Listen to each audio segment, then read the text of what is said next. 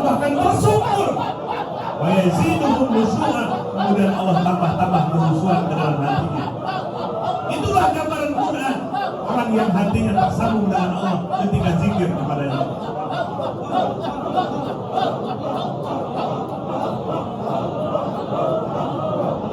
Allah.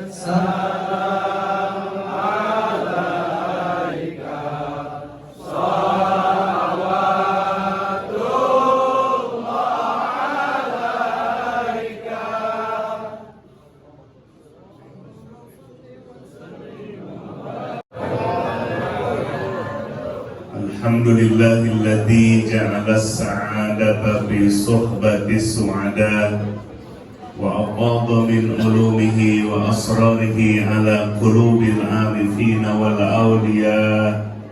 Ashhadu an la ilaha illallah wa ashhadu anna sayyidana Muhammadan abduhu wa rasuluh alladzi la nabiyya ba'da. Amma ba'd. Bashar, manusia biasa, itu menunjukkan manusia dari sisi basyariahnya, sisi biologisnya, sisi jasmaninya. Jasmani kita adalah dari tanah diciptakan oleh Allah. Minha khalaqnakum wa fiha nu'idukum. Kami ciptakan kalian dari tanah dan akan dikembalikan kepada tanah. Yang kedua, manusia disebut dalam Al-Quran insan. Laqad khalaqnal insana fi ahsani taqwim. Insan yang dimaksud adalah manusia dilihat dari dua sisi, jasmani beserta ruhaninya. Itulah insan. Seperti musana menunjukkan dua, jasmani dan ruhnya atau kolbunya. Kenapa saum sangat efektif menjadi syariat yang kholidah, yang kekal sampai hari kiamat nanti? Sebab saum ini adalah untuk membangkitkan ruh kita, membangkitkan ruhani kita. Kalau tiap detik, tiap menit, tiap jam yang dipikirin makan, minuman saja, itu kebutuhan biologis kita. Ada dua pentingnya ilmu tasawuf. Sebelum Nabi diutus, tapi ada dua ilmu, dua ajaran ilmu tasawuf yang diajarkan oleh Jibril kepada Nabi Sallallahu Alaihi Wasallam. Jadi ini Bapak Ibu sekalian, kalau ada ustaz bilang tasawuf itu adalah bukan ajaran Islam, tasawuf itu adalah ajaran dari Kristen, Hindu dan Buddha, itu kalau dilacak Bapak Ibu sekalian, yang ngomong begitu itu adalah orientalis. Siapa orientalis itu? Orang barat yang mempelajari Islam dan pengikutnya. Itu namanya orientalis. Motif mereka sebelum perang salib ada ilmiah, pengetahuan saja. Tapi setelah perang salib antara Muslim dan Kristen berubah. Di antaranya adalah untuk mencari kelemahan Islam dari dalam. Orientalis yang mempelajari tentang tasawuf itu banyak. Mereka menyimpulkan pertama, tasawuf adalah ajaran dari ajaran Kristen. Yang kedua, tasawuf ajaran bersumber dari Hindu dan Buddha. Ketiga, tasawuf berasal dari ajaran Yunani. Kalau ada ustadz ngomong itu ikut-ikutan sama orientalis, kira-kira pantas gak ustadz diikuti pendapatnya, kesimpulannya orang orientalis? Ustadz itu ngikutinya para ulama. Semenjak ulamanya tabi'in seperti Imam Malik telah menyebutkan man tasawwafa, mengakui ilmu tasawuf. Barang siapa yang bertasawuf walam yatafaqah, tapi tidak berpikir, dihukumin zindi. Wa man tafassaqah, barang siapa yang man tafaqaha, barang siapa yang berpikir walam yatasawwaf, tapi tidak bertasawuf, faqad tafassaqah, dihukumi fasik. Man jama'a bainahuma faqad tahaqqaqa, menggabungkan fikih dan tasawuf, itulah yang hak.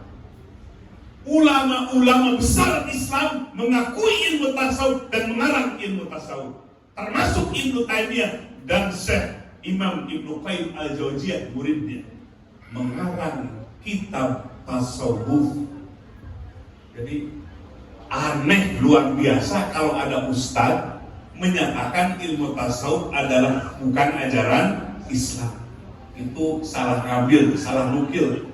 Nukilnya bukan dari para ulama, tapi nukilnya dari orientalis.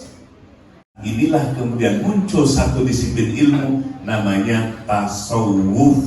Jadi arkanuddin, rukun agama kita, dalam 3 ajaran penting: tauhid, fikih, dan tasawuf. Inilah ijtihadnya ulama, inilah hasil risetnya para ulama, bukan orientalis.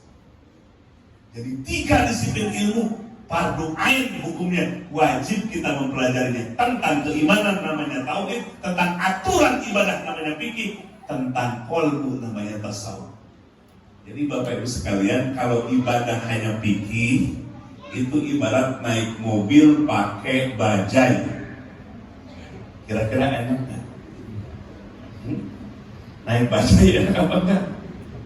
Bukan dalam kota sampai ke Tasik pakai bajai, kira-kira yang rusak badannya, kira-kira pegalnya turun.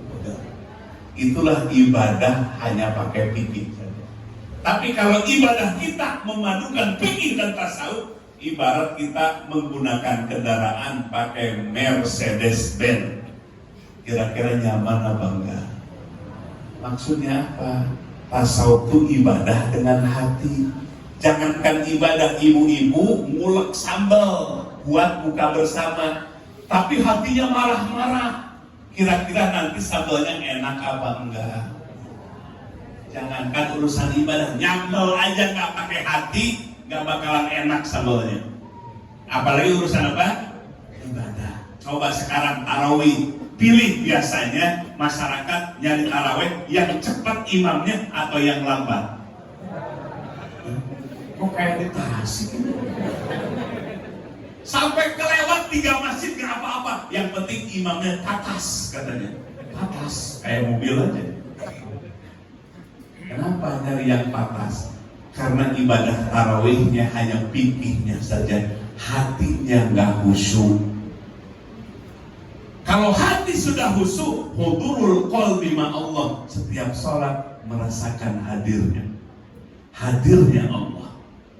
Dalam kitab Adab Sulukil Murid, kitab Adab Sulukil Murid, Al-Habib Abdullah mengatakan, "Wallahi wa atubu ilaih, astaghfirullahaladzim, wa atubu ilaih, astaghfirullahaladzim, wa atubu ilaih, Astagfirullah, astagfirullah, astagfirullah, astagfirullah, astagfirullah, astagfirullah, astagfirullah. Akui dosa-dosa kita, tumbuhkan penyesalan dalam kalbu kita, berani berbuat dosa pada Allah, selalu melihat kepada kita. Dosa 10 tahun yang lalu, 20 tahun yang lalu, disengaja maupun tidak disengaja, terang-terangan maupun dosa yang disembunyikan, padahal Allah menatap kita. Dosa kepada Allah atau dosa kepada sama manusia, dosa kepada suami, dosa kepada istri, dosa kepada anak, dosa kepada tetangga. Iktiraf, akui dosa-dosa kita di hadapan Allah. Jangan sembunyikan, Allah Maha tahu, Allah Maha melihat, Allah Maha mendengar. Bahagia orang yang meneteskan air matanya di saat tobat kepada Allah. Sebaik-baiknya waktu adalah di saat kita mengakui dosa kita di hadapan Allah, merasa hina di hadapan Allah. Itulah sebaik-baik waktu bagi orang-orang yang beriman.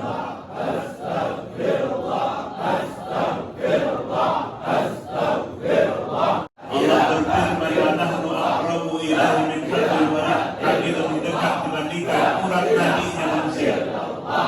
Rasakan hadirnya Allah, dekatnya Allah.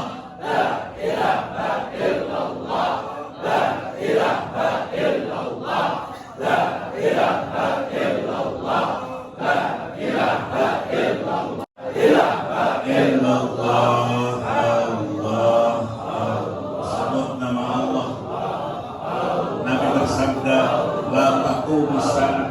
Hatta la yuqala fil ardi, bahkan bersumur wa yaziduhum nusuhan, kemudian Allah tambah kehusuan ke dalam hatinya. Itulah gambaran Quran, orang yang hatinya tersambung dengan Allah ketika zikir kepadanya.